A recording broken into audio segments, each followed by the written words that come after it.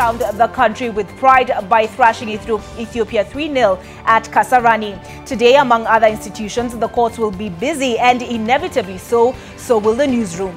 Good morning and welcome to NTV today on this Monday, when we shall be going big on climate change, what it is, what are the effects it has on the environment, and what it means for you, and much more. My name is Burrows and I will be the captain on today's ride. The team is with me to keep you informed on what you need to know as it happens. Dan Mwangi will be giving us the latest in business. Ida Waringa is at the Milimani Law Courts following the story on the ghosts of Rio. Seth Olale is also at the courts where he's following the murder of Monica Kimani. Still in the capital, we are also expecting a press briefing from the Kenyatta International Hospital on the allegations of assault on nurses by patients. Many young Kenyans are jobless, but there are those who have chosen not to allow that to be their portion. In Rongo, Bernard Ojwang will bring us the story of one such group. In Mombasa, employees of the Coca-Cola plant in Majengo, Kanamai, are downing the tools to demand an increase in remuneration and a review of their CBA. Let's start in studio. Dan, what do we expect on business? Well, Olive, as always, we are making sense of all that's making sense. And it's also a busy day on the business desk. There's a lot to look out for. And one of the things is that the CA, that's the Communications Authority report on the sector, that's the communication sector, is set to be out. So we're looking to see, will Safaricom again lose market share like it had done in the past? And we saw Airtel picking up. We're going to see whether that's going to happen. We want to see whether there had been new companies registering to broadcast on broadcast platforms. And we're also going to be looking at KRA, what's happening with the latest. There's an event happening by the KRA, which is in Nairobi, and we shall be giving details on that as we get along with that. And there's a lot more to look out for, and I shall be giving you the details as we get there. Olive. All right, thank you very much, Dan. We had a bit of a tongue twister there. The 288th day of the year 2018. Well, let's look at today's diary. Joe Irungu, alias Joey, and TV anchor Jackie Maribe are back in court today. The two are fit to stand trial and are expected to take pleas in a case in which they are charged with the murder of Monica Kimani after undergoing mental assessment last week. They appeared before Justice Jesse Lasit in Nairobi, but could not plead to the charge of murder because Maribe was yet to undergo the test.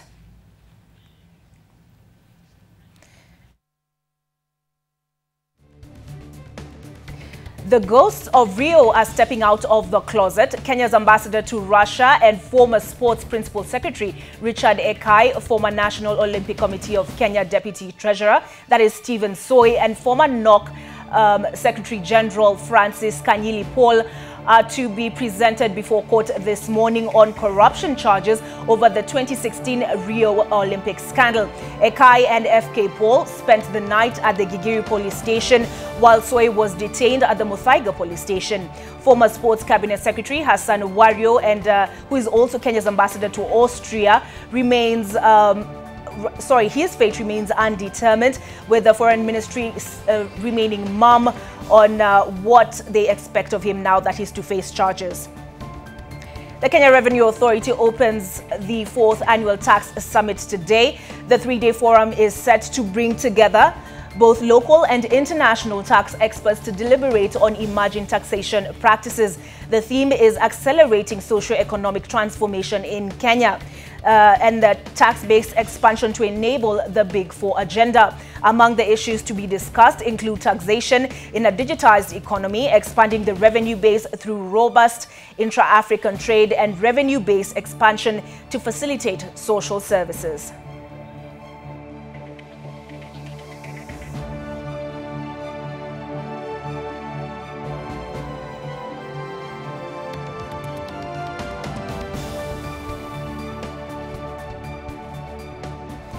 Now, let's cross over to the Milimani Law Courts, where, as I mentioned, TV journalist Jackie Maribe and her fiancé Joey are being arraigned on murder charges.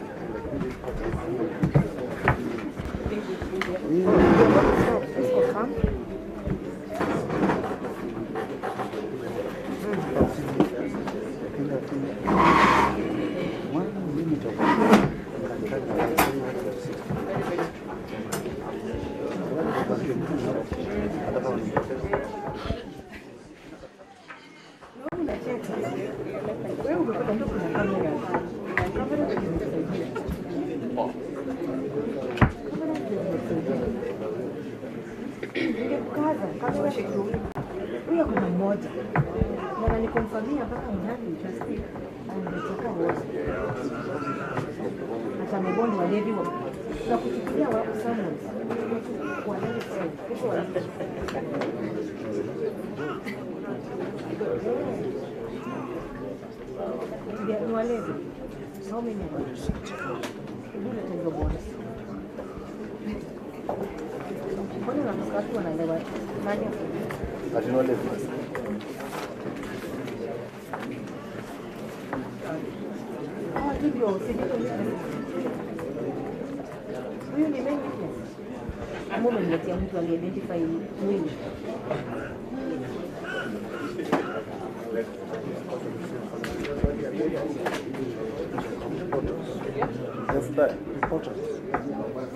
Those pictures show TV journalist Jackie Maribe and Joseph Irungu before the courts, back before the courts. Last week, the Justice Jesse Lassit ordered that Jackie should undergo a mental assessment, and reporting back, the court was informed that she is indeed fit to answer to the charge of murder. Both Jackie and Joey, according to the Director of Public Prosecutions, are facing a murder charge over the murder of Monica Kimani. Monica Kimani, as you know, was found murdered in her Kilimani apartment with her hands tied behind her back and her throat slit inside her bathtub. The investigations took the police as far as Mombasa in an effort to recover her vehicle and her car keys, as well as her house keys. Investigations, I believe, are not yet concluded. That is, of course, according to today's Nation report. According to the Nation, the detectives are still puzzling over certain aspects of the crime, which they describe as being carried out by a highly trained killer. They're wondering, for example, why Miss Kimani did not struggle as her hands were tied behind her back and her mouth was taped shut. And quoting a source, the Daily Nation reports that her body did not have injuries consistent with a big struggle against an assailant. Other things that are highlighted in that story on page 6 of the Daily Nation is that there are also no signs of struggle in her apartment, as one would expect.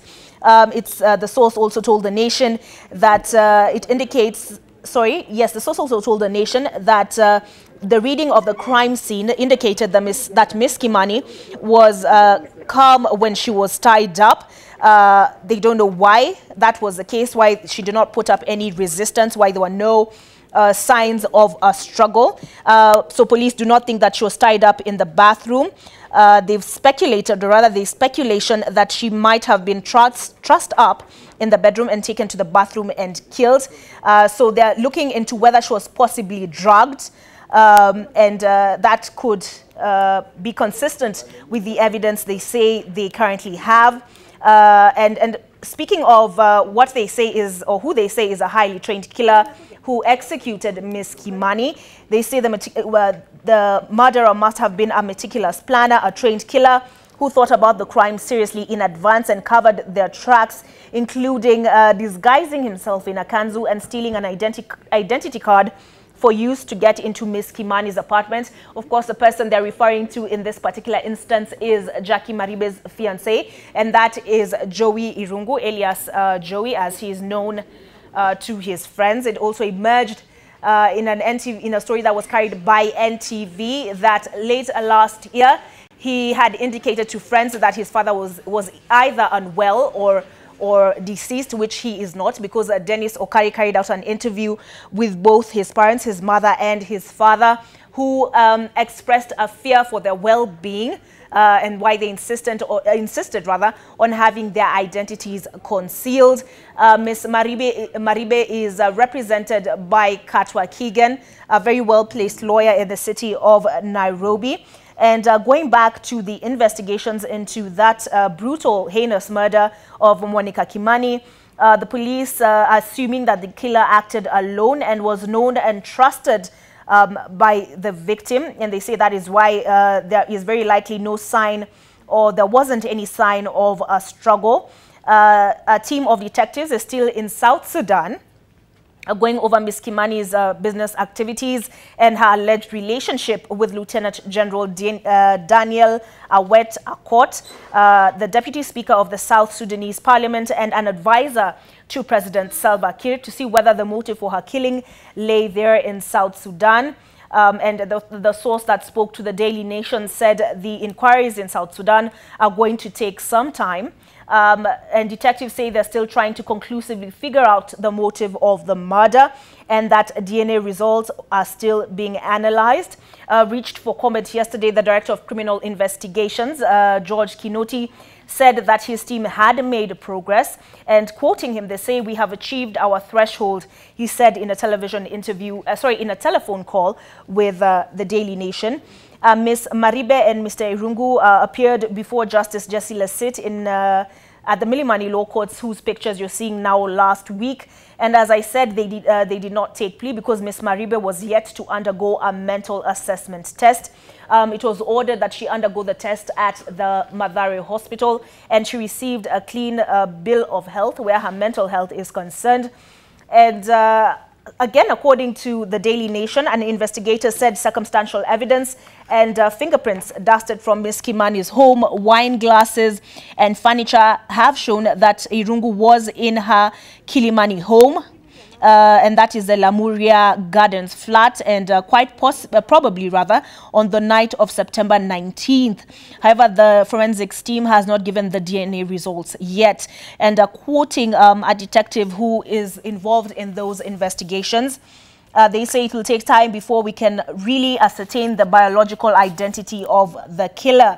And this is a detective who is privy to those investigations. He goes on to say, "We are relying on circumstantial evidence for now, but we have not been successful in getting any important information from the main suspect in our custody." And that would be Joey. There had been reports that he's not cooperating with police, that he's not volunteering any information, waiting to see what the investigations will turn up. That's him on your screen right there. There was also an order last week that he should seek, or rather that the prison authorities should make sure that he receives medical attention. That is because he suffered from what the authorities say was a self-inflicted gunshot wound to his right side, to his left side, the upper torso. And his parents were concerned. That could be his mother who he's embracing. The authorities were concerned, rather his family was concerned that his arm would need to be amputated. Yes, that should be his mother. As I mentioned earlier, Dennis Okari interviewed both his father and his mother. At the time, they insisted on their identities being kept from the public, saying they were concerned for their well-being. His mother said every time every time she hears somebody knock on her gate, she is struck by fear. And so, yeah, now it appears that given Joey's emotional state, she's been forced to embrace her son and reveal her face to the public. Last week, there was not very much interaction between Jackie Maribe and Joseph Irungu, despite them sitting in the same dock. And the court seems to be coming into session.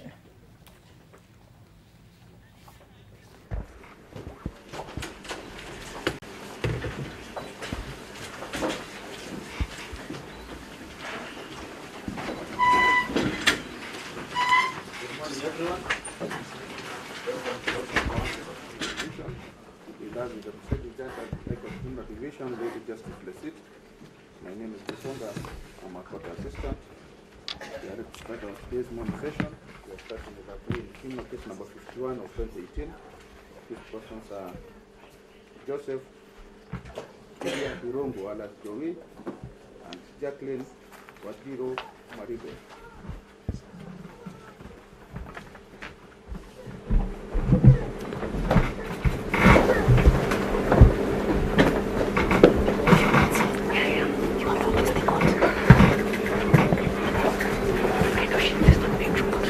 Management, please you. Laichana Mugambi, I do appear for the first accused person. We appear together with Clifford Beta, Mr. Nyaberi, Yeko.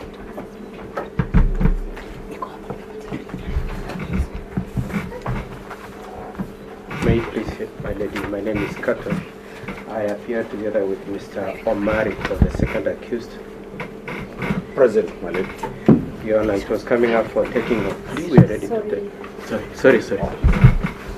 My lady, appearing for the state in this matter, I'll continue appearing with Mr. Mundia in this matter.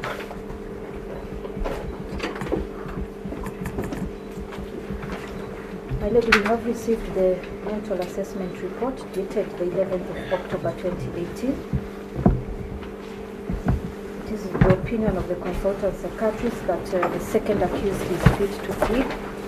We are now ready to take the plea with that to both accused persons. 11th of October 2018, the consultant psychiatrist has confirmed that she is fit to take plea or to stand trial.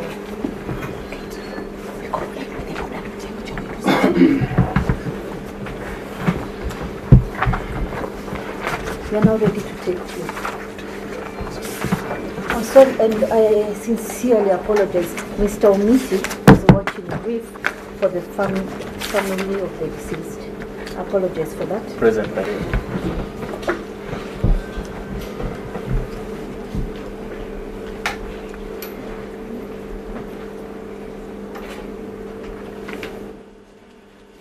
Mr. Laichana, you said you are ready for the plea?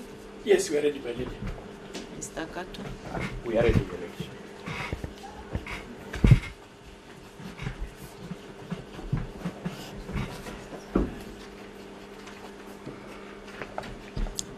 What language do they want to use? English. English for both.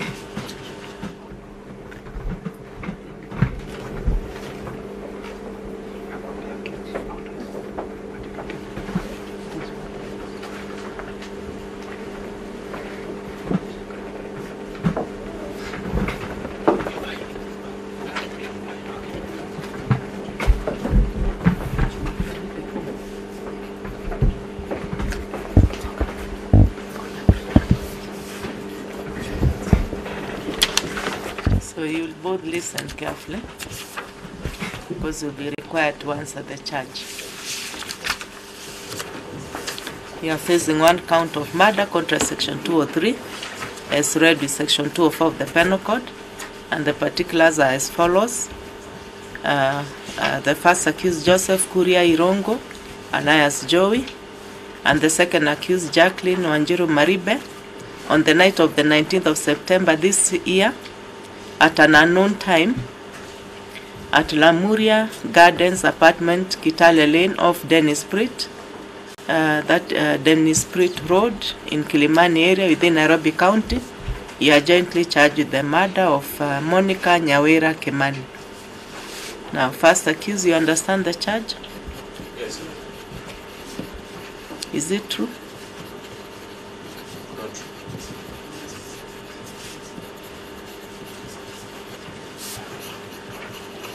Second accused, you understand the charge? Yes, I do. Is it true?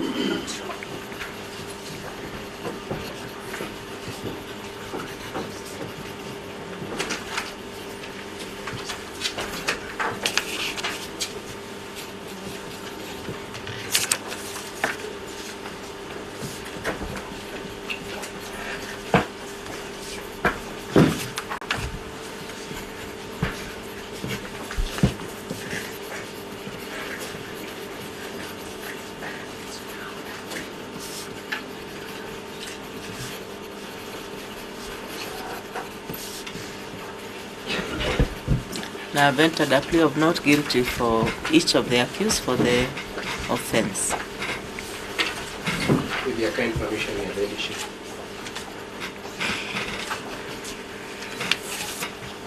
Having taken the plea, Your Ladyship, we have 3 applications to make.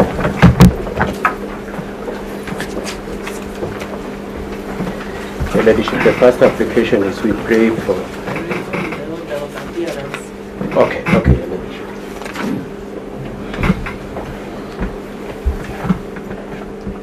Appearance, my lady, for the first accused person. documents as Mundia introduced. Lieutenant.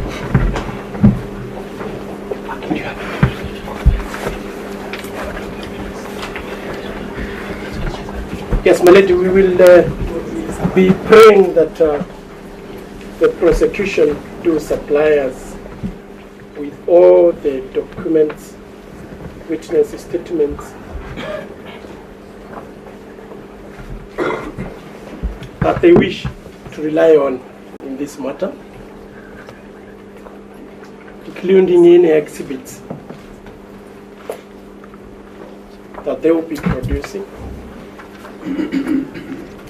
for the trial date.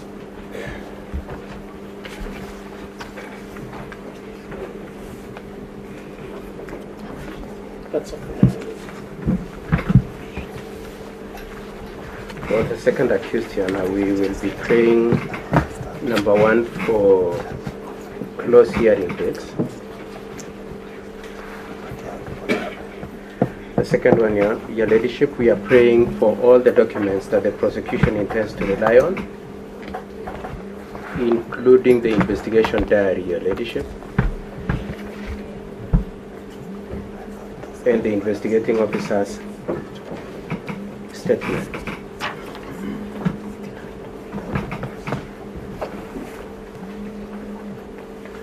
Number three, Your Ladyship, we pray that you entertain us today on an application under Article 49 for admission of the accused persons to bail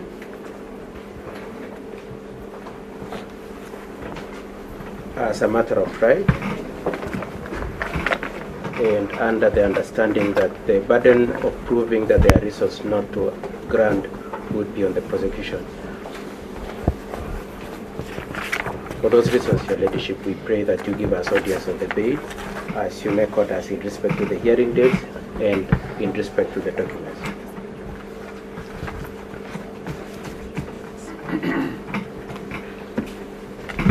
My lady, we will supply the defense with the witnesses' statements and exhibits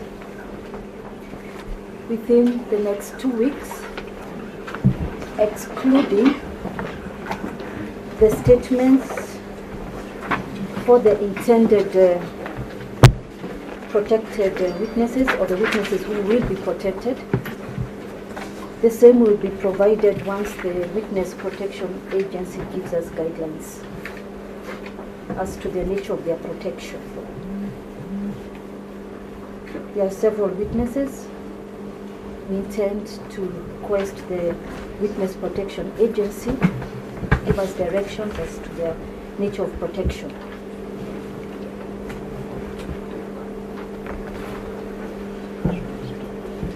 We are not opposed to, subject to the court's direction, having early hearing dates in this matter, but subject to the court's direction and diary.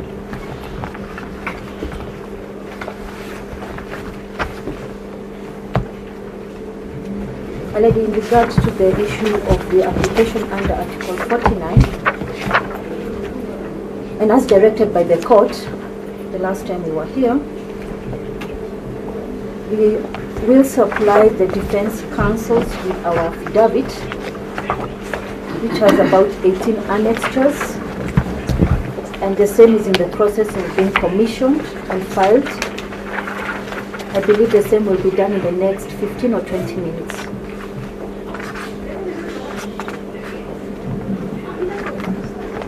We are therefore praying for a date, having served the defense counsels with the replying affidavit,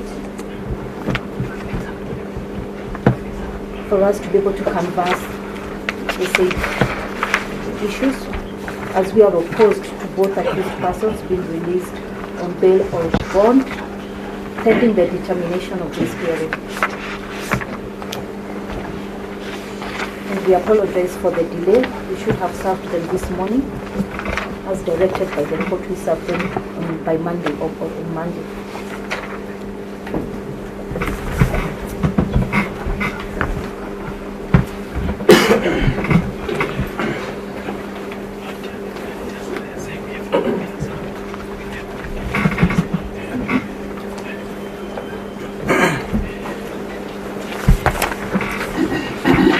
My lady, on behalf of the family would also oppose the application for bail under Article 39.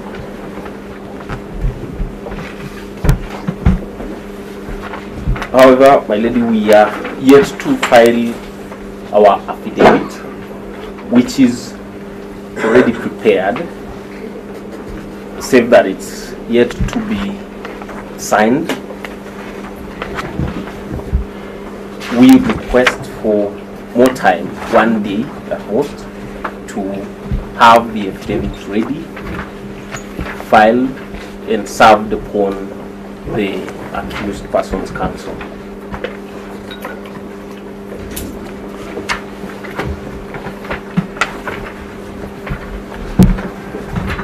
My lady, on behalf of the first accused person, we had already filed the application for bail and served.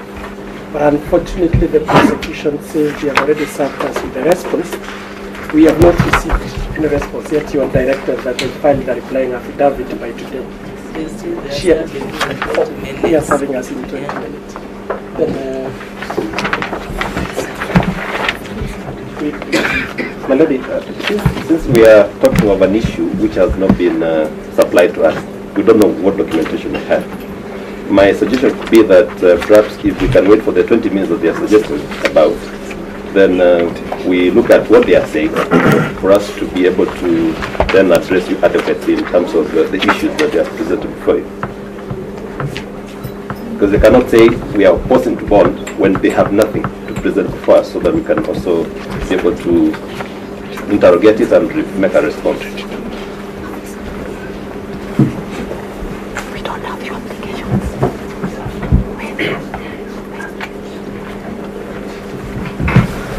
For the second accused, Your Ladyship,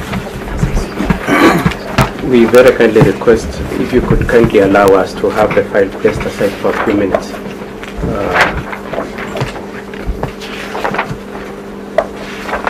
Upon looking at the prosecution's affidavit, we might be ready to proceed, Your Ladyship, and we very kindly request that you place it aside quickly.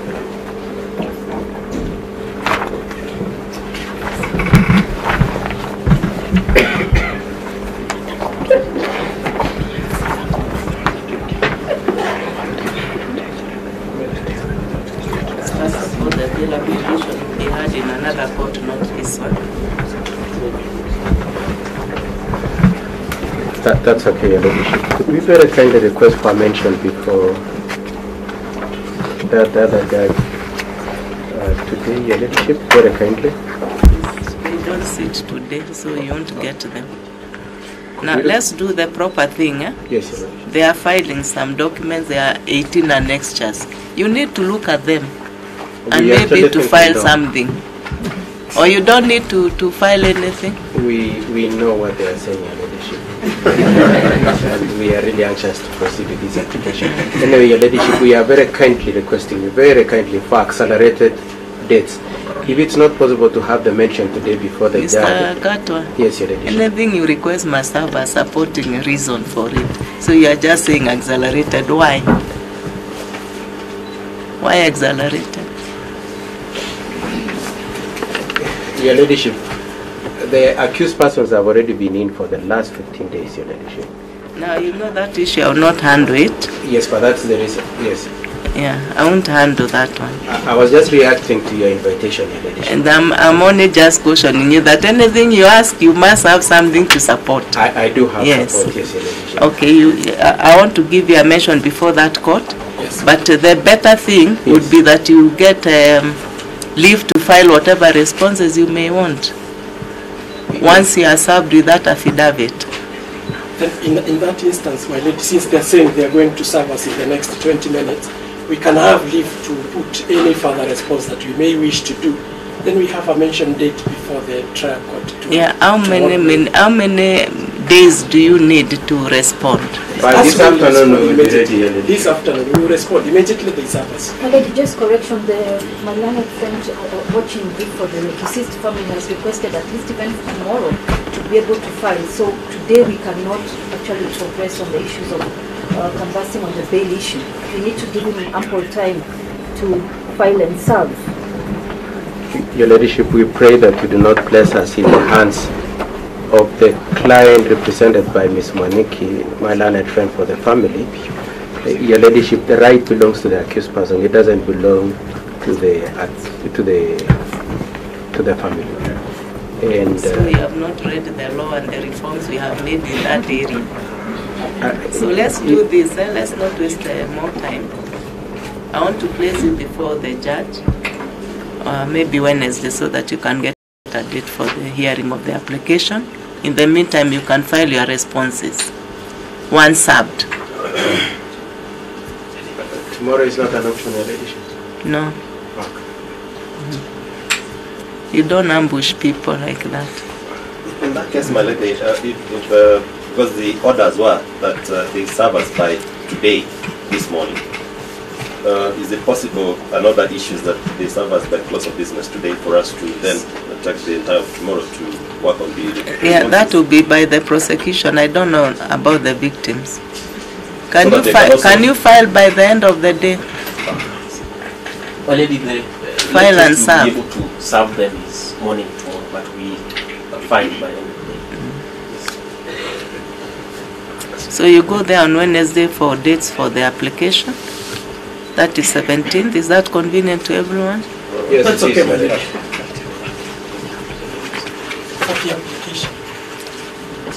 You go for dates. You go for dates. You don't ambush colleagues with the dates of this nature. Mr. Laichela, is it Laichela or Laichena? Is it L or N? L. Yes. You're not hearing what I'm saying. I said you go for mention so that you give you a date for the application. I don't know what kind of matters he has. Yeah.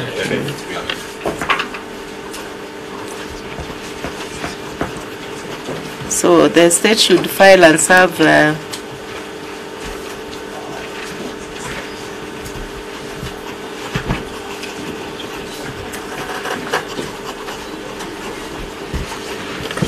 so can you say by 2 o'clock you should have filed and served all the parties?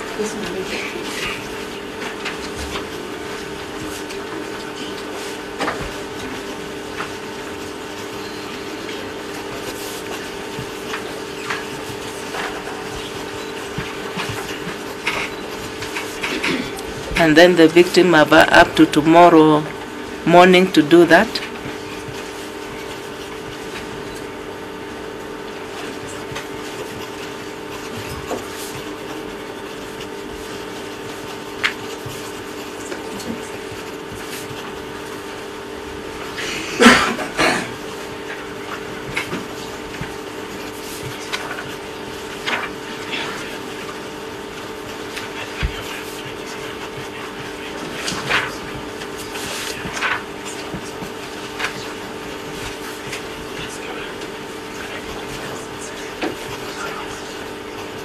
So I've said the defense will have leave to file whatever responses they may have before the date that will be given for the hearing of the application.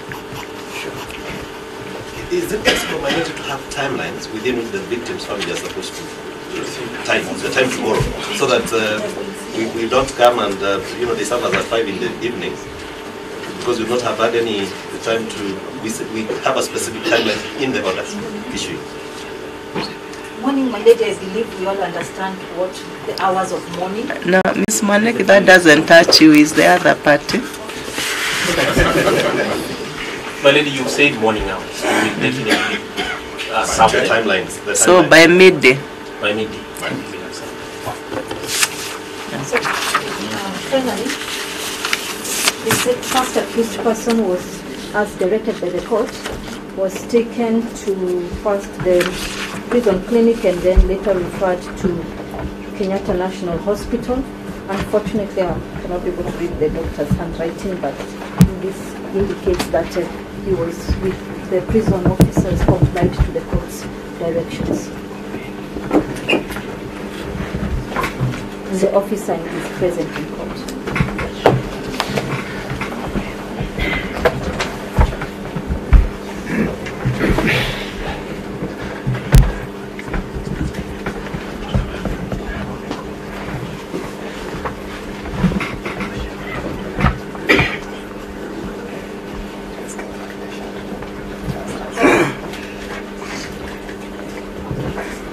agree, my leader, as you make that final order, is an issue that was the normal setting up. If the personal effects for the first accused person, which are not part of the exhibits, will be released to him, because I'm told his clothes and other personal stuff was taken during the time of the arrest. Those that do not form part of the investigation of the exhibits, they can be released to him. Okay? Can you follow them? Because they are not exhibits before the court. You can discuss with them. Investigating also.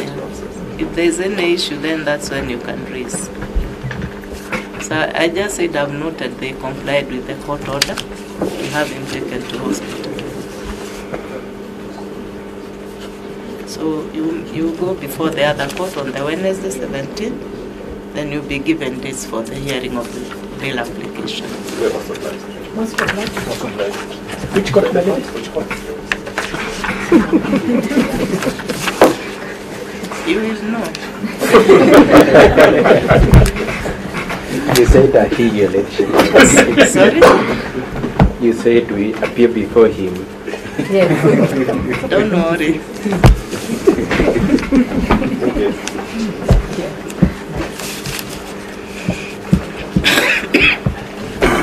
Criminal case number 6 of 2018. This person is Judge Irungu Maina Mayan Bogwa.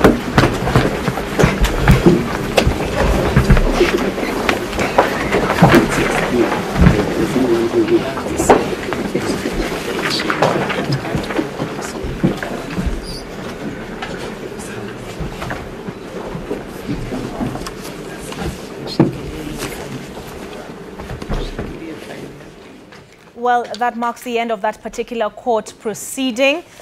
Several things have transpired, beginning with the prosecution having asked for 2 weeks to submit witness statements. They've opposed the application by the first accused person, who is Joseph Irungu, and the second accused person, Jackie Maribe's applications for bail, for release on bail. We saw earlier Joey embrace his mother. You can see Jackie is walking out of the courtroom.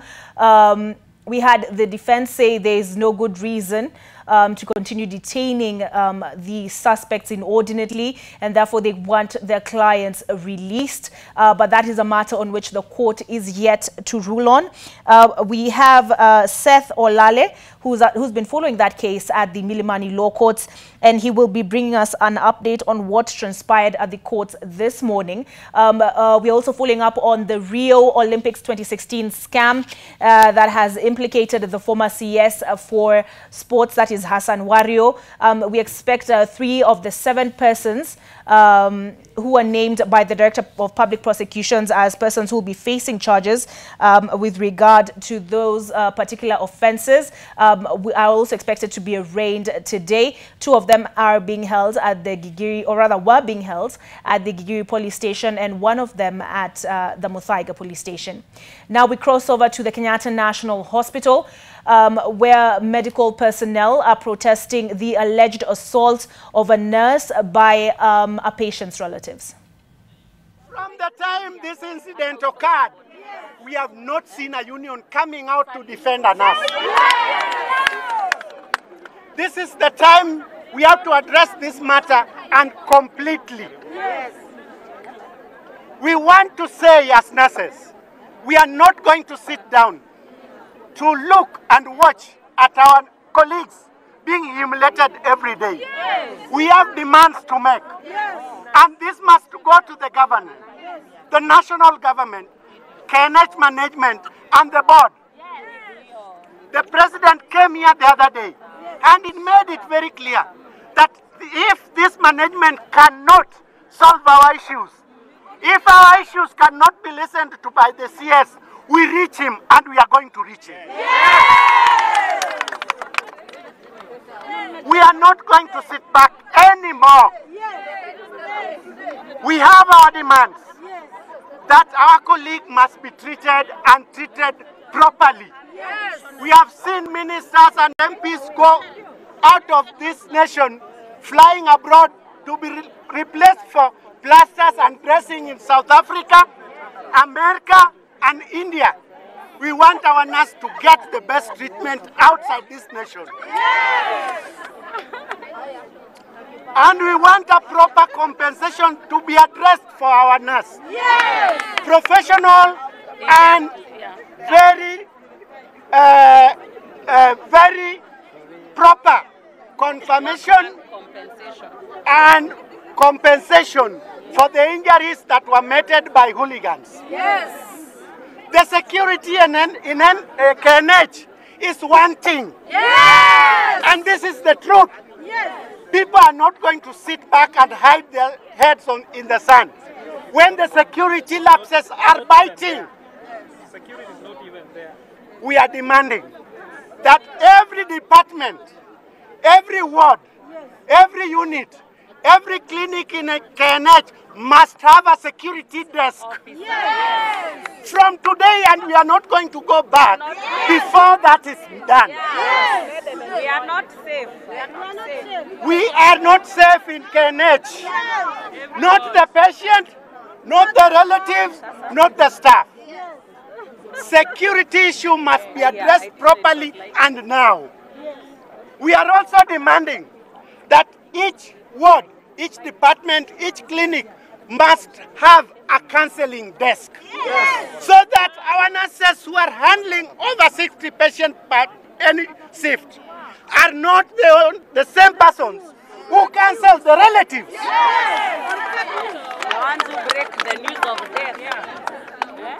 The briefing, the breaking of the news of the sad departure of our people must be done by people who are specifically there, who take their good time to talk to the relatives. How will you take 2 hours to convince the relative on the trauma when you have 10 or 50 patients gasping? It is impossible. But that should not allow anybody to kill a nurse.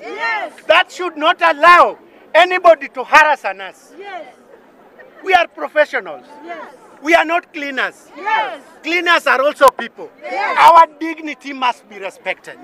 And it is today that we have to recover the dignity of health workers in KNH. And mention something about non-nursing duties. Hello? And repeat, we are professionals. We work scientifically. We are not quacks. Non-nursing procedures, non-nursing duties must be left to unskilled people. And we are telling them, the war is there. We shall work day and night to make sure that no nurse in this universe is graded as a semi-skilled or unskilled nurse. We are all skilled. We are all learned. We have gone to school. We have earned the highest degrees of education in nursing and in science. So anybody who is purporting to say that a nurse is semi-skilled, unskilled, or low-skilled is cheating us. Seremsi alienda. Hata ule mwingine akisema we are unskilled ataenda. If they don't go by design, they will go by nature. Because whenever you mistreat a nurse, God is watching you. Kidero mistreated Nairobi nurses. Where is he? Si ameenda. Na wale wengine si wameenda. Na hizo vitu zao zitanyakuliwa yote. Zirudishwe kwa serikali. Na wao pia wa Kenyatta, hata mukijifanya you are the best managers, but you discriminate against the nurses, the health workers, the doctors, the clinical officers. Mutaenda.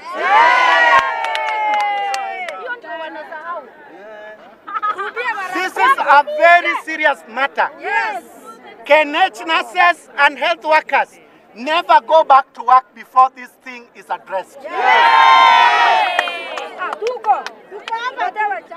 Remember, when a patient was killed here, was murdered in the ward, because of security lapses, because of administration failures, it was put on the nurse.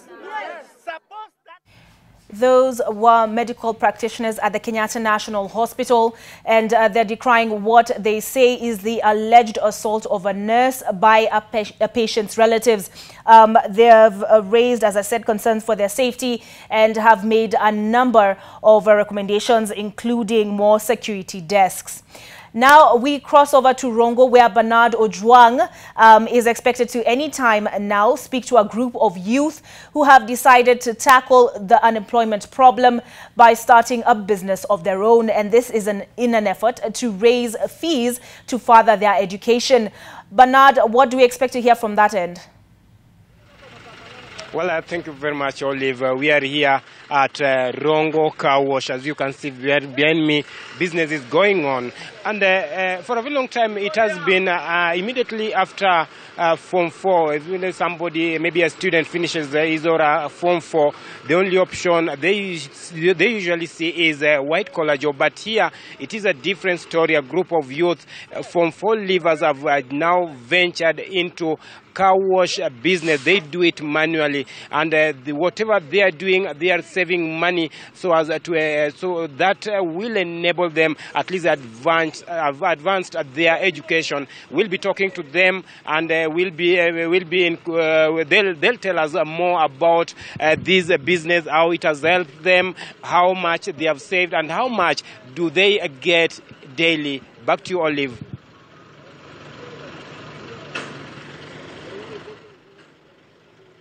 Thank you very much, Bernard. We'll catch up with Bernard a little bit later.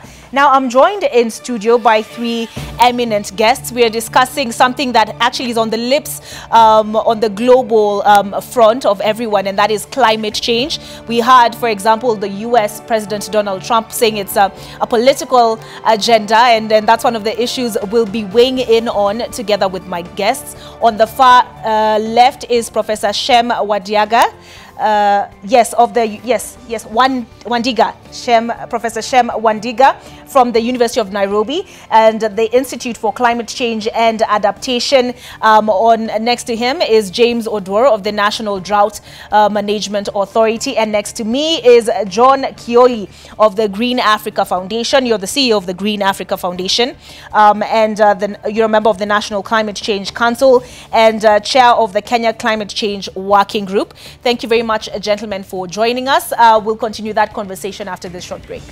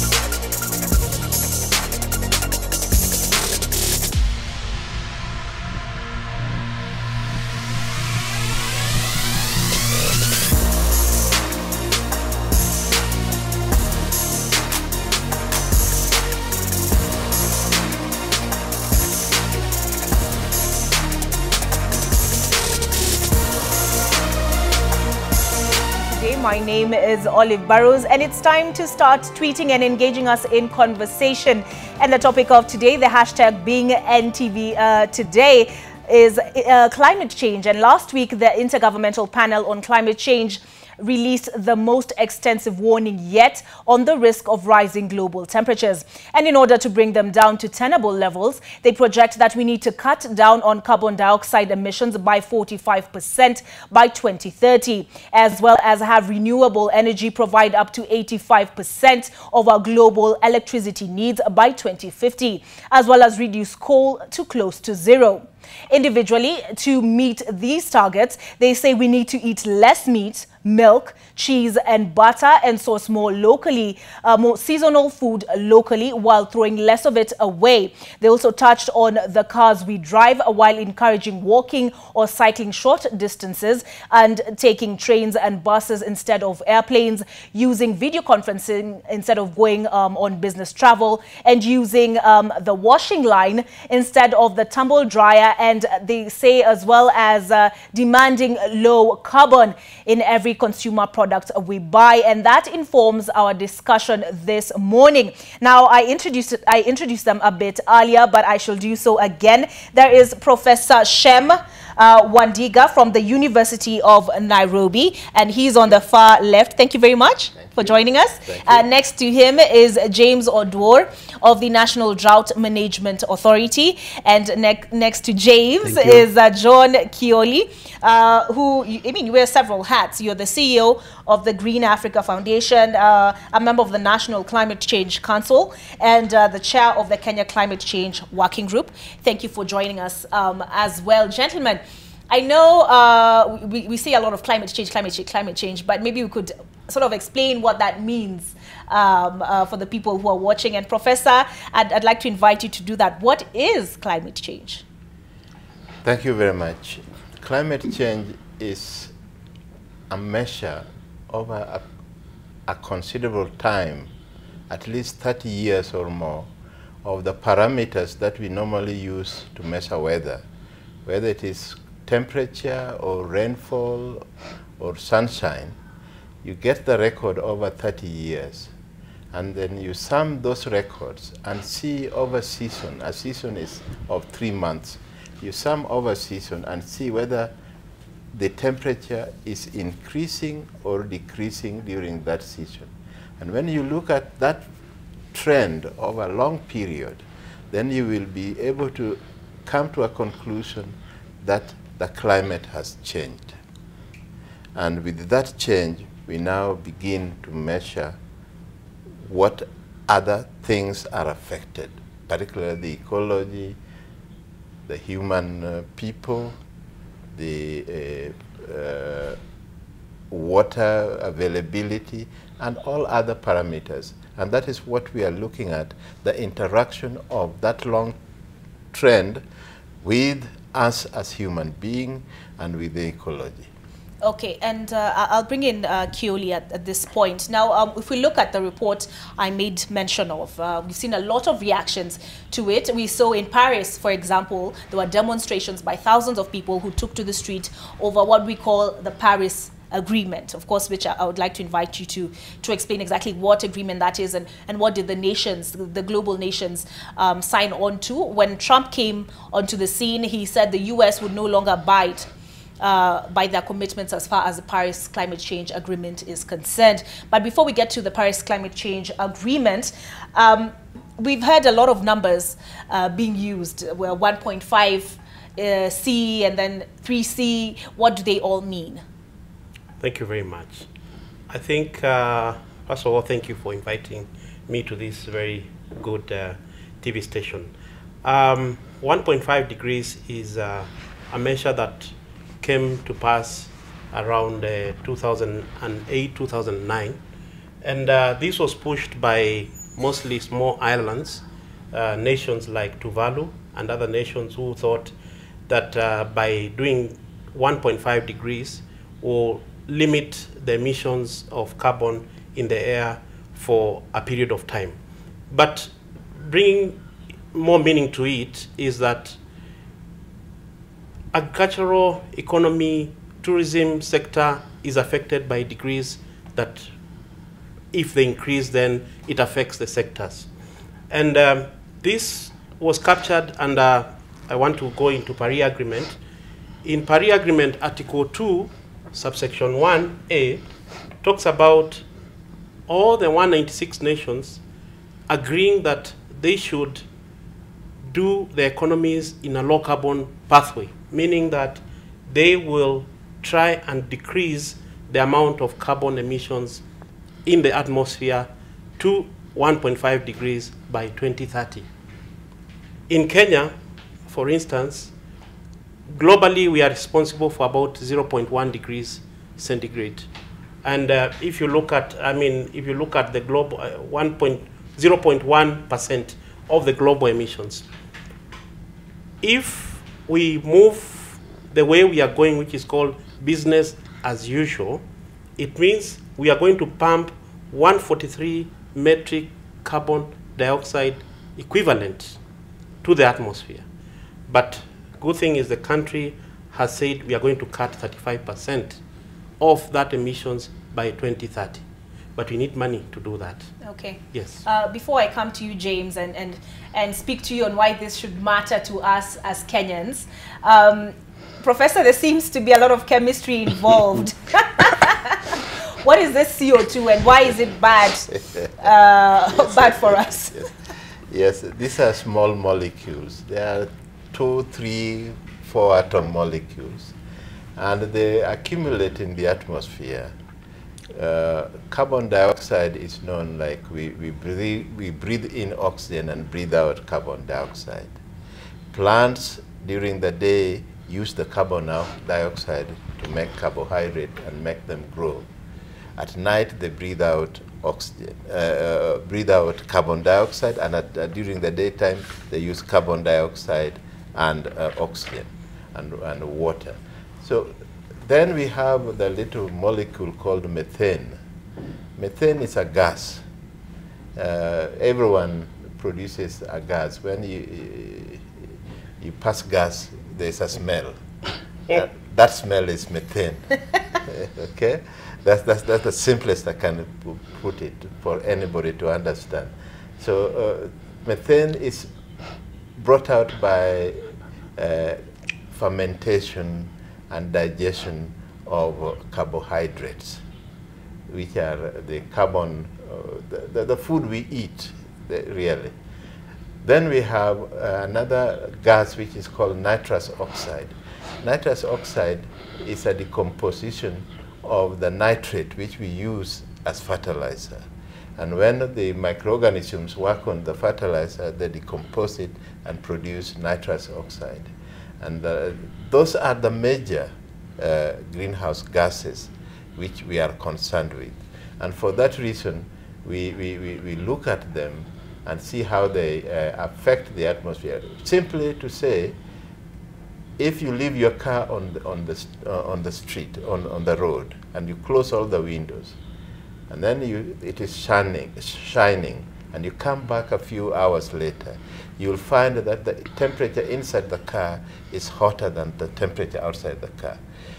That simply means that you locked the carbon dioxide, the methane, and the nitrous oxide, and they absorb heat as the sun comes out. Then they radiate that heat in long wavelength, like microwaves. And the microwave, we are cooking with microwave, so we know how microwave cooks food first. So that raises the temperature within the car, and that is the heating of the climate. Okay, and why are these higher temperatures something we should be concerned about, Kioli? I'm trying to save Odor from coming in at the technical part because I want him to speak on the impact. As you may know, we survive at a certain temperature.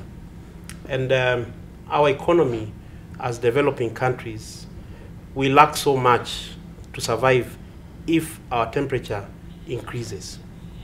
For instance, you are seeing a lot of desertification increasing. This is partly because of climate change. If you look at the coast region, that report that you mentioned, the special report that was released on the 4th of October, talks about if we do not go by 1.5 degrees centigrade, it means the sea level will rise by 10 centimeters. This means that the tourism sector will be affected. This means that those guests we receive as tourists will not have any reason to go to Mombasa. They will have no reason to go to areas of coastal region. This affects so many other things. If the temperature increases, we continue the way we are continuing, it means again that Masai Mara will be no more. As you can see, there's quite a lot of reports that are coming from Masai Mara. It means that there will be no river, no water on that river. There will be no that sense, sensational, of those animals crossing, the wildebeests crossing to the side of Kenya. If you go to agricultural sector, coffee, tea survives at a certain temperature.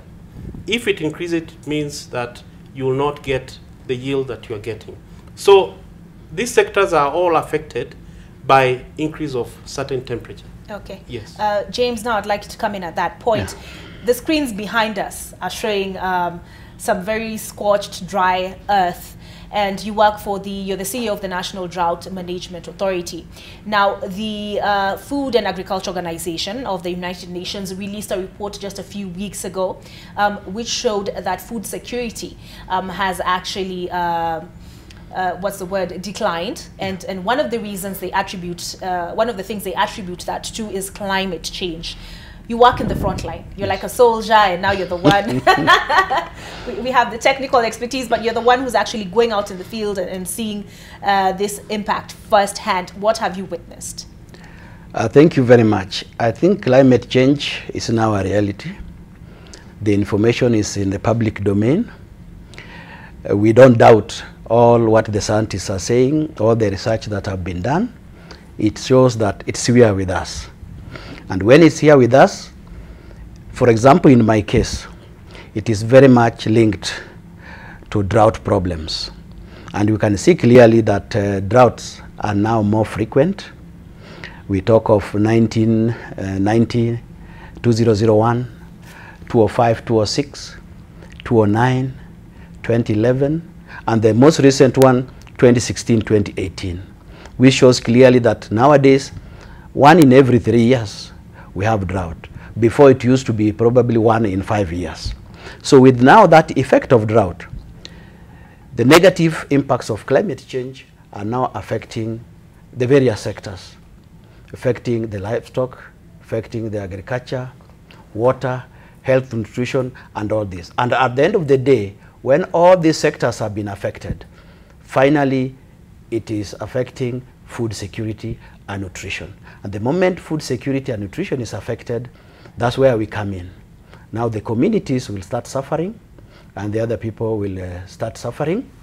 And the impacts are great because this impacts on the livelihoods, the sources of income of the communities, the sources of food, and all this. So that's a reality, and this is what we are seeing, what is happening. So to me, it is not the issue of whether climate change is there or not, or whether we need more information or not, or whether we are halfway or not. It is, the situation is there. The scientists have done their work. They have given us the information. They have even given us, told us recommendation on what to do. So for me, it is the action to ensure that we adapt to the climate change and ensure the communities survive with the change. Okay. So if I'm understanding you correctly, you said we're having droughts more frequently. Also, is part of the impact that we need to put in more input to get the same output that we were getting previously in terms of, for example, farming. Very many Kenyans subsist on farming. And so now does climate change, for example, mean that we're putting in more fertilizer? We have to put in, more, put in more effort to get the same harvest? Thank you very much. It means that there are things that we have to do. There are certain things that we have to do differently. And I'll divide this into two. First, there are actions that we have to take when the situation warrants. Like, for example, when drought is there, then we have to act. These are short-term actions to minimize the impacts, to save the livelihoods, to save the lives, and to cushion the communities from suffering. Just for example, we need to have early warning information to enable us take early action when the situation occurs. And we need to ensure that action is taken at the earliest opportunity possible. That's number one. We need to be aware, we need to know it's coming, and when it arrives or when it's there, the actions to be taken. Secondly, there's the issue of contingency planning. Early warning will tell you it is coming, but you have to plan very well to know that when it comes, what am I supposed to do at each stage of drought, where, and in what sector. And that contingency planning also goes with financing. You have to have the cash or the money to respond. For example, on livestock sector, on agriculture sector, health and nutrition, and all this. There are also certain things that we have to do that cushion the communities during drought. They are what we call shock responsive activities, where the government and other stakeholders provide cash to the communities during normal times, but when there's drought, then you upscale that cash so that they could be cushioned. And we also need to have what we are calling financing risk mechanisms, different financing instruments to finance different activities when a drought strikes. So that is one. What do you do so that you deal with it when the problem is there? The secondly is the long term, which actually is the risk reduction. You look at the situation now and you say 20 years to come or 15 years to come. What is it likely to happen? And you do something now so that in the next 20 years, then when it comes, the impacts will be minimized. Right. That is looking ahead and reducing the risk. And this one, maybe I'll explain later, is a lot of long-term sustainable development. It's the issue of poverty reduction. It's the issue of building resilience so that communities can deal with it, reducing vulnerability to enhance the coping mechanisms of the communities. So in short, yes, there are things that we do differently. There are things that we also enhance. So there are so many things to be done. It depends on the sectors. And in the long term, but it depends on the sectors, the water guys, the livestock guys, the agriculture guys, and all the other sectors. And I think the various sectors have got their plans. And even for drought management as a whole, we have also got the plans for short term and long term. Okay, yeah, in fact, I'd like to hear what Kioli has to say about that, being a member of the National Climate Change Council. But first, I'll start with you, Prof. I'll go back to you. And we've heard the most vocal world leader on this issue of climate change has been US President Donald Trump. And initially, he gave the impression that he thought it was a hoax. I think that's quote unquote what it was described as. Now he says he believes that there is climate change. That was in an ABC interview, his very most recent interview. He said he believes there is climate change, but he's not convinced that it's man-made. So, and then he went on to say that it's a political agenda that the scientists are pushing. Are you pushing a political agenda, Professor? And is it a hoax? Is climate change a hoax? I would have wished it was a hoax, but it isn't. Because those who are feeling the impact of climate change by seeing the disappearance of their islands have no hope of receiving that island back anytime soon. When an island is swallowed by sea level rise, it's gone.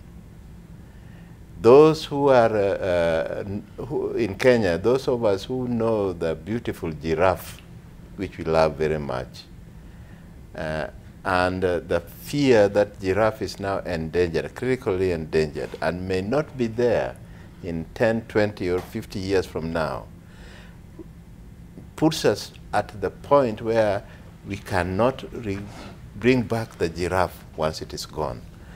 It is a one-way street. And like somebody said, that what is wrong with us human beings who can put man to the moon but cannot react to stop climate change? That is how stupid we are, that we are so clever to put a man to the moon, but we cannot take joint action to save the demise of this planet. Now, there is no way that science can play politics. because science reports the reality. I talked about temperature.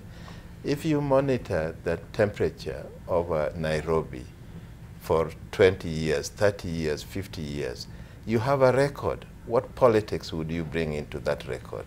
Nothing. Now, if you monitor the amount of carbon dioxide in the atmosphere, for now we have over 200 years monitoring of carbon dioxide. We know where it was when we started monitoring, and we know where it is today. What politics would we bring into that concentration? And what we are saying is that the physics of the atmosphere is such that when the sun radiates the energy, it goes to every part. Some of it is reflected back to the atmosphere by the clouds. Some of it is reflected by the ice. Ice is melting, so that reflection is not going to be coming down. Some come down to the earth, and when it reaches the earth, it is changed to the long wavelengths, the long infrared. And when it goes back to the atmosphere, it meets these greenhouse gases which I described earlier. The greenhouse gases do not let the infrared go back to space. It absorbs that infrared and brings it back again to the earth. And that pumping of the infrared from the ground to the space and back to the ground produces the microwave. The microwave heats the nitrogen, which we have plenty of. It's the most abundant gas, and other gases in the atmosphere. These gases begin to move faster and faster. And as they move faster and faster, they hit one another. And when they hit one another, energy is neither destroyed or lost. They turn into heat. And that is the heat we are talking about. That is bringing up the climate. There is no politics. It is pure science. And for Trump to say that he hopes the earth will come back again and the changes, yes, there have been changes, but they have not been as extreme as what we are experiencing now. And this is the fear we have. I know he made a statement to the effect that he thinks it may resolve itself. But we want to hear what you think. I feel like I should have given you a chalkboard and sort of to break down that microwave effect for us. Are you feeling the effects of climate change? Have we lost you? Have you understood what climate change is? And if you farm or you're in an area that's been struck by drought, please share your experiences. And the hashtag, as I said, is NTV Today. The handle is at NTV Kenya. My handle is at Burrows. Gentlemen, are you on Twitter? Yes. You are? Okay. What's your handle, John? Kioli John. At Kioli John. And no, James, we need to get you. You're still analog. You're still analog. Okay. Professor? I'm a BBC, born before computers. I'll represent them. You'll represent them. Yeah, okay, so share your thoughts. I'll get one today. At Kioli John, yes? Yes. Oh, fantastic. Mine is at Burrows, and the NTV handle is at NTV Kenya. Share your thoughts on our conversation on climate change. Now, emissions, Kioli, is a word that we hear time and again. So what are these emissions about? Is it like the exhaust fumes that come from our vehicles when we drive, or are we looking at the industrial age? What are these emissions? Thank you very much. I'm sure Professor Wadinga had really dwelt on that, and very much, being my senior. But to my understanding, it's what we call the greenhouse gases. There are quite a number, and Professor mentioned some. Like methane, carbon dioxide, and all these gases, because of the things we do, like the vehicles we drive, the forest we burn, the factories that emit a lot of carbon dioxide, they form a blanket on the atmosphere. And this blanket is what brings the effect of greenhouses, the effect of heating, the effect of global warming. And that is the effect that Professor put across, that makes us not to do what we ought to do, because the degrees have increased. But going back to the question that you had earlier asked about what probably the government is doing is quite a number of things. In 2010, the government came up with the National Climate Change Response Strategy that, for the first time in Kenya, it gave the strategy how the government should move in terms of mitigating and adapting to climate change. In 2013, the government again came up with a National Climate Change Action Plan, which was like a work plan of how the government needs to move the low carbon pathway. And then in 2016, I'm happy to have been involved in the Climate Change Act, which was signed by our president. For the first time in Africa, we got the Climate Change Act that is very unique. I think we are second to South Africa. And the government committed to various things. One is it established a Climate Change Council, which is chaired by His Excellency the President, and it has membership from several line ministries like Ministry of Environment, Ministry of Energy, and other sectors. It also has representation of the civil society, which I am, and then also the private sector and indigenous groups and academia. Now, that is one of the seriousness we saw from the president, that actually the country needs to move the low carbon pathway. And that convening power will push this country to the next level. The other thing that is very... No, but I'd like to come in at that Yes. point. But we always form these, what are they called? You know, bodies to sit down and discuss and formulate policy. But practically, I mean, what measures, what steps have been taken to mitigate the effects of climate change? Under the Paris Agreement, Article 4, it talks about national determined contribution. The country came up with that as a priority, and it came up with several things. One is to increase the uptake or increase the geothermal production. Number two, increase energy efficiency in terms of the sectors like the manufacturing sectors. How can we increase the efficiency? The other thing is to increase tree cover to 10%. The fourth thing is also to look at what clean energy methods can we use, because Kenya is using more than 80% on biomass. So we cannot keep on talking about renewable energy and forget about the bulk that we are using. So there's that effort. Then the other one is also to have, transport systems which can accommodate clean energy systems. And one of them is the SGRs. And I think the government is also planning to put some railway which will be using electricity. And then the other thing that is very key is the issue of solid waste management as a priority for this country. I think this is a sector that has been looked at, and also as an opportunity to produce that methane gas and use it for cooking or producing electricity. So we are looking at climate change also as an opportunity for other sectors. Okay. Yes. James, I'd like to come in at that point, although we'll come back to Professor and John specifically, because to explain why we are being told to throw away less food and why we are being told we should eat less meat. But James, do you farm? Me? Yes. No. No. But I deal with the farmers, pastoralists, and the food security activities. Okay. Yeah. So on the ground, practically interacting with people, Yeah. what are the complaints you hear? Given the drought-specific issues, because that's what I deal with, I think the complaints majorly is that, as I said earlier, the droughts are frequent. When they occur, they are also prolonged. The areas covered when drought strikes are also widening.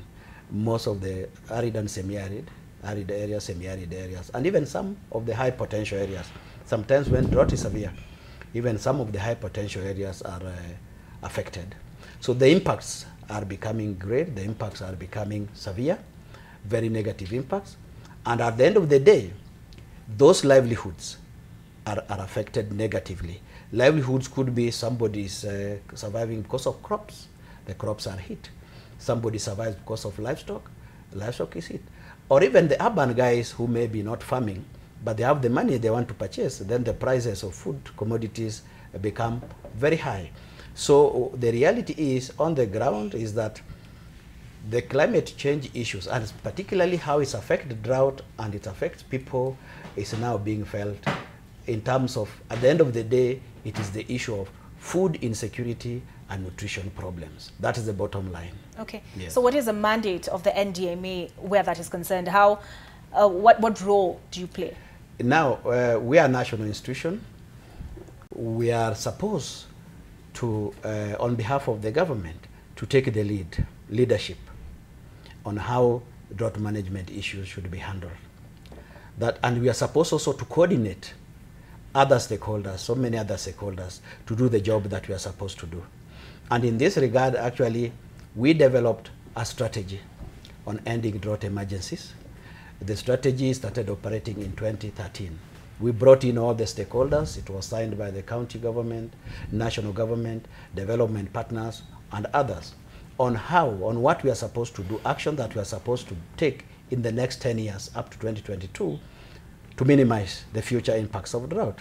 And in the activities that we are doing, we are looking at the current problems and how we are resolving them, but we're also looking at the risk reduction, as I said earlier, what will come in the future and how it should be, what we should do now to make sure that in the future, when the drought comes, then the impacts are minimized. So we are not only there as NDMA coordinating, we are there as NDMA taking the leadership in terms of the strategy, in terms of bringing people together so that we can undertake some activities that are drought management, climate adaptation, climate change and adaptation related as we go along so that we minimize the impacts in the future. Okay. I'd like to press pause on our conversation, but when we come back, as I said, because I want us to cross over to the Milimani Law Courts where the suspects being arraigned to do with the Rio Olympics debacle. But when we continue this conversation, I'd like us to look at what was discussing, which is the recommendations in terms of the individual actions that people can take. For example, the impact of the food we throw away on climate. All right, so let's now go to the Milimani Law Courts where 3 suspects are expected to be arraigned in court over the Rio Olympics debacle, and the amount in question is 55 million. Police authorities or any other authorities, there is a proper procedure thereafter with regard to the issuance and even the question whether it is necessary or not to issue a warrant of arrest. Yes. We cannot come here and say that this is the basis upon which any accused person. Your Honor, with all due respect, I don't think the issue is about the warrant. The issue is about the person. So it is not, the accused is present in court, so it is not about whether he was arrested or whether he is. The most important thing is that he's in court today. So if those issues did come out, then I don't know whether I'll be given a right of reply. It's only good that maybe he makes an application with all due respect just on the passport. That is the only issue, and the travel. We have no problem. We would even want him to hand over properly. So it is our request that if we can restrain ourselves to that, then we will save this court time. Yes. Your Honor, the reason why I'm raising this is this, that the second accused was arrested. It is not expected that he would then be, because he no longer then has his freedom, that he would be in a position to present this morning his itinerary. I mean, what I'm saying is that due process was not followed. From the minute that the accused person was arrested, we are within the confines of the criminal justice system. So, State Council cannot come and say that, on the one hand, we are ready to provide statements within 14 days, but with regard to an accused person who was arrested and has not had his... Mr. Nderitu. Yes, Your Honor. I have so many matters. I do appreciate it. There are matters that were fixed 6 months ago. That's why you see I'm a bit reluctant in recording what you are saying. Let us restrict ourselves to the crucial matters. Can you please give me the itinerary? The accused person, is it number 2? Yes, yes, he's a government officer and he must be knowing his itinerary.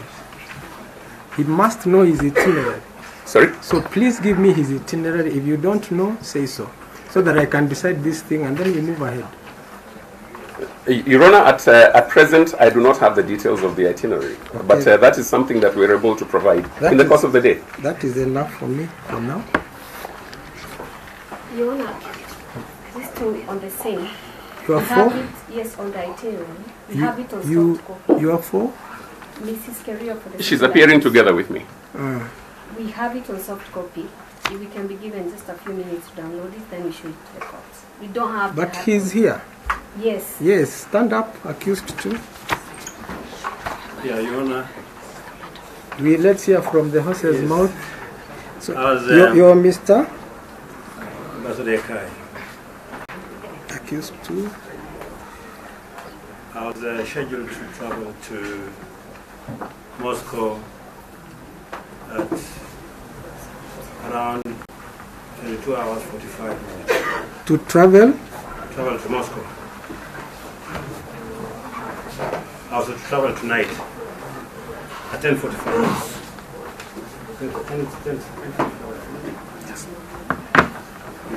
Your Honor, we have a soft copy now of No, the let him. itinerary. Let him. What is contained in the soft copy is his. Yes, it confirms the same information. thing Yes. at Go on. 22:45. So I was to travel tonight to Moscow. Mhm. Arrive there around 1:30 p.m. tomorrow. To take up the duties of ambassador. Yes. Kenya to Russia.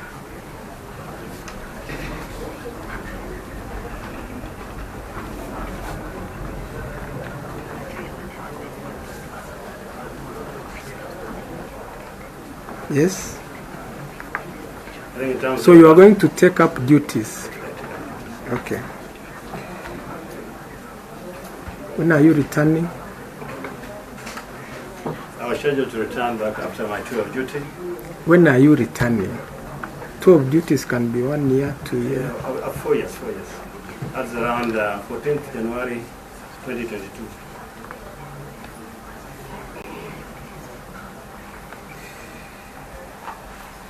Yes, that is all for this one. That's what I wanted to know.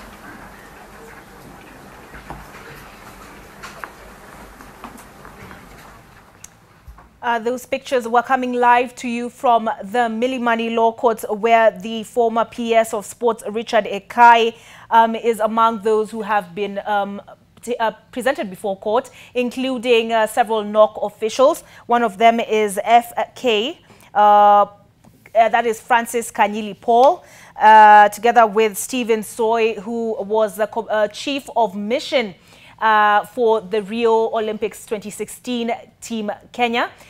He admitted to carrying 25 million shillings in cash. The amount, as I said, in question is 55 million. It said the amount was misappropriated in several ways. For example, 16 million was wasted on unused airplane tickets.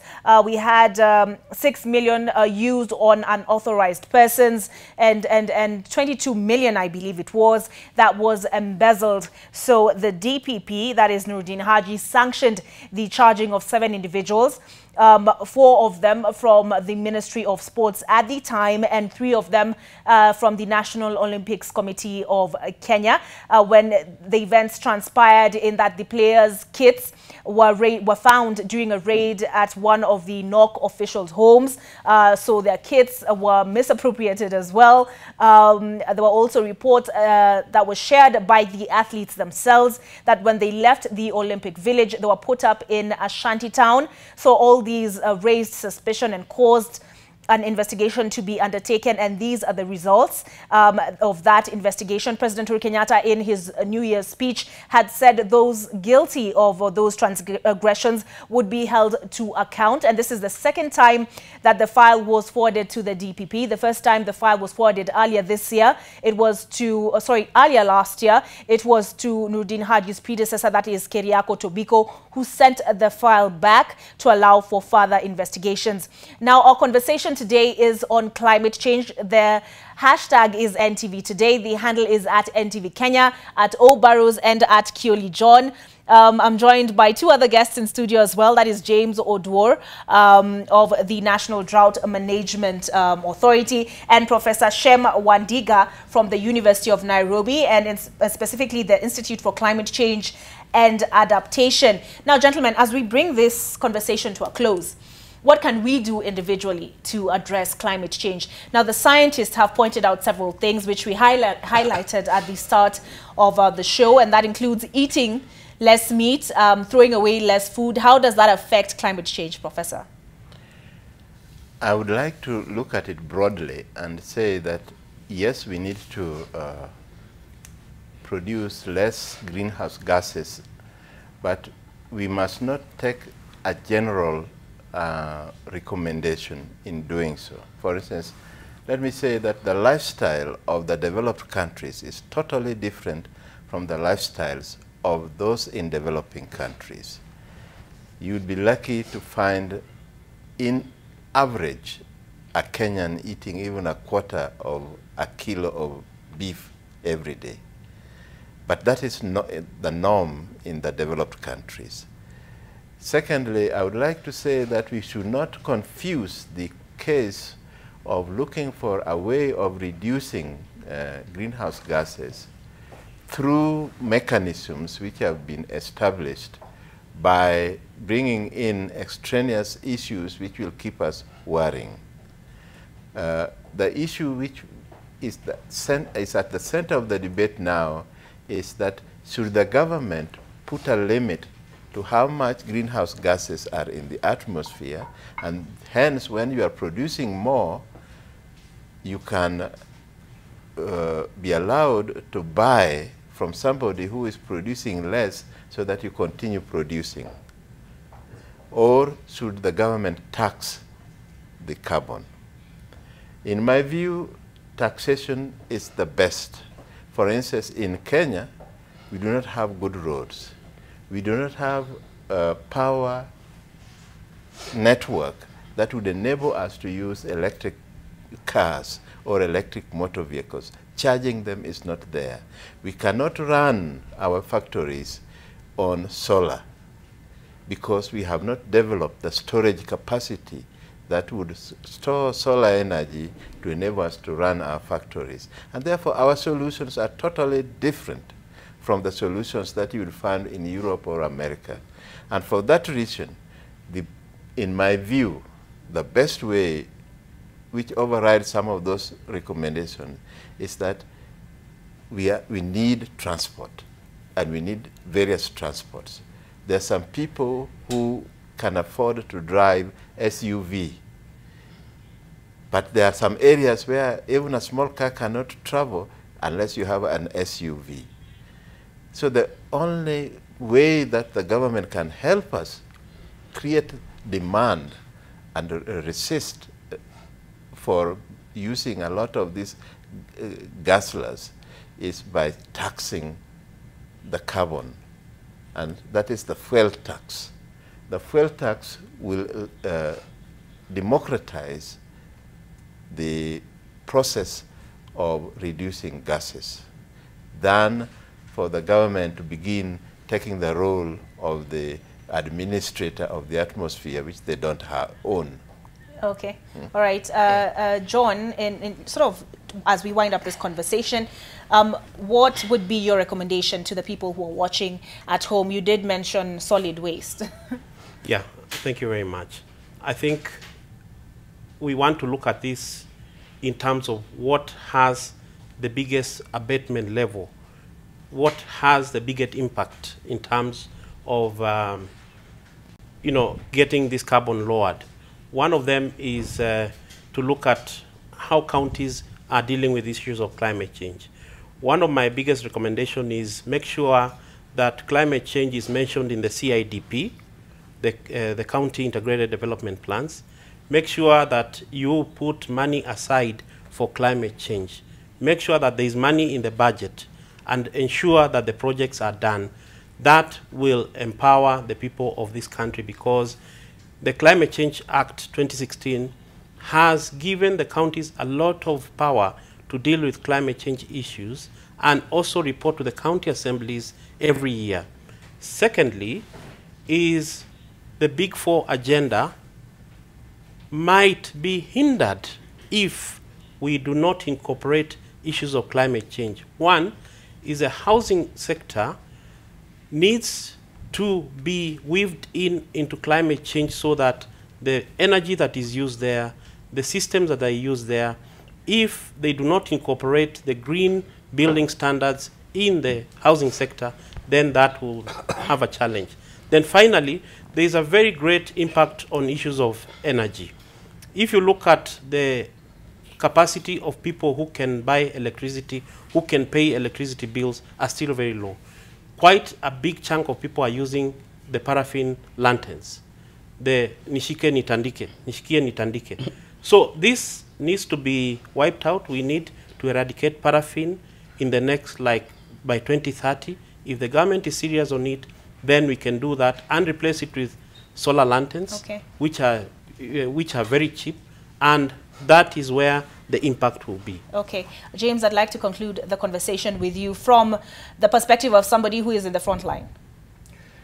Thank you very much. First and foremost, this is something which need to be tackled in different ways and very many solutions. You cannot tackle it in one way or with only one solution. It's like an army going to war. You need to carry grenades, you need to carry bombs, you need to carry AK-47 and the rest. So what we need here is an integrated approach, so that we have integrated approach so that sectors, intersectoral activities, sectors working together as a team.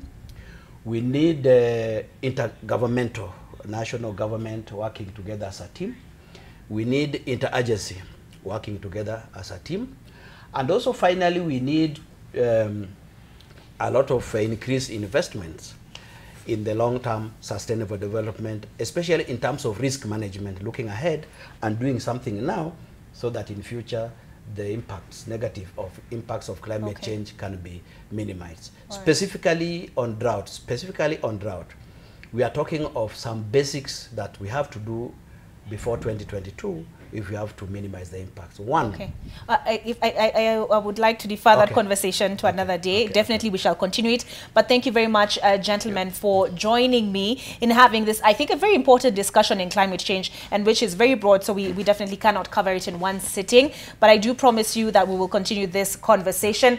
Our guests have been Professor Sharon Mundia from the University of Nairobi, Institute of Climate Change and Adaptation, also joined by James Oduor from the National Drought Management Authority, and John Kioli, who wears several hats. He's the CEO of Green Africa Foundation. He's a member of the National Climate Change Council and the chair of the Kenya Climate Change Working Group.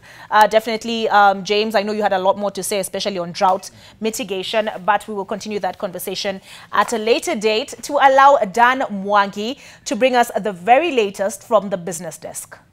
Thank you very much, Olive, and definitely a conversation that we should have going in regards to climate change and more on that.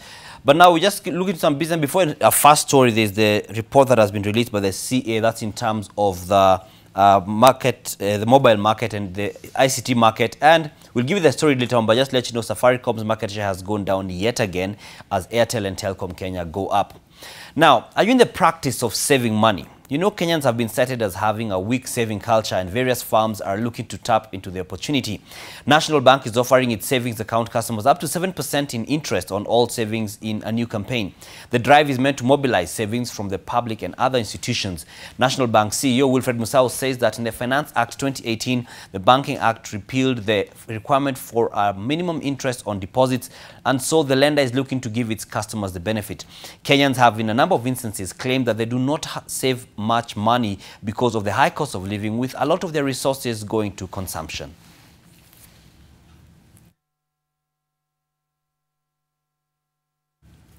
Now, in this day and age of high costs of power, solar water heaters are the most viable solution to cost-effective water heating. This is according to water and energy solutions company Davis and Shatleaf, which argues that costs will be lower than what Kenyans are paying now. This especially with the implementation of 8% value-added tax on petroleum products that is consequently expected to kick up the cost of electricity in the country, coming hot on the heels of recently reviewed power tariffs by the Energy Regulatory Commission, that's ERC, which have seen many users having higher bills. The harnessing of solar energy is expanding on every front as concerns about climate change and energy security escalate, the firm CEO David Gatende said.